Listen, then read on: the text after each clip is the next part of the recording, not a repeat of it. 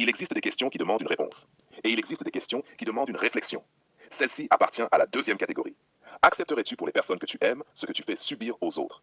Quelques secondes suffisent pour répondre, mais parfois, une vie entière est nécessaire pour comprendre ce qu'elle signifie réellement. Parce que cette question contourne les excuses, elle contourne les justifications, elle contourne les apparences et elle nous place face à un miroir. Partie 1, le test de la cohérence. Nous avons tous des principes. Nous parlons de respect, d'honnêteté, de loyauté, de dignité.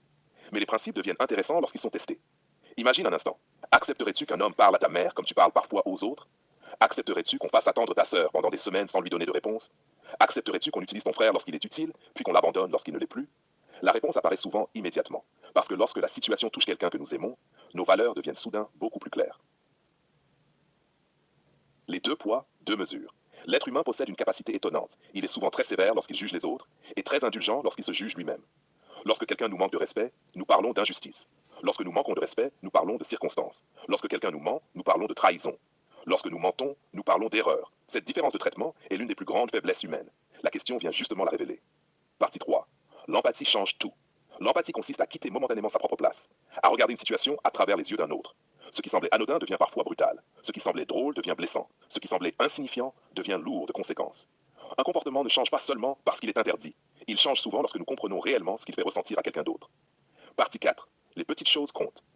On imagine souvent que cette réflexion concerne les grands comportements, les grandes fautes, les grandes trahisons. Pas forcément.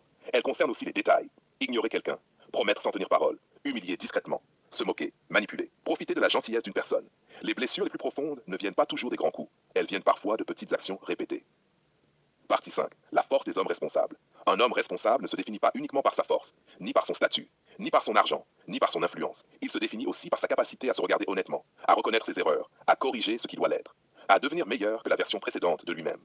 La responsabilité commence lorsque l'on cesse de demander, open quote, qu'est-ce que j'ai le droit de faire, close quote, et que l'on commence à demander, open quote, quel impact mes actes ont-ils sur les autres, close quote. Intervenant 1. Le père. Lorsque je pense à mes enfants, certains comportements que je trouvais normaux deviennent immédiatement inacceptables. Intervenant 2. La psychologue. Cette question est puissante parce qu'elle oblige à remplacer le jugement par l'empathie. Intervenant 3. L'ancien militaire. La discipline ne consiste pas seulement à respecter des règles, elle consiste à vivre selon les standards que l'on exige des autres. Intervenant 4. La philosophe. Une société devient plus juste lorsque chacun applique à lui-même les principes qu'il réclame aux autres. Conclusion. Avant de juger les autres, avant de défendre nos choix, avant de chercher des excuses, une question mérite d'être posée. Accepterais-tu pour les personnes que tu aimes ce que tu fais subir aux autres? Si la réponse est oui, alors avance avec sérénité. Si la réponse est non, alors cette question est peut-être une invitation à changer. Car le véritable caractère d'un homme ne se révèle pas dans ce qu'il exige des autres. Il se révèle dans ce qu'il est prêt à exiger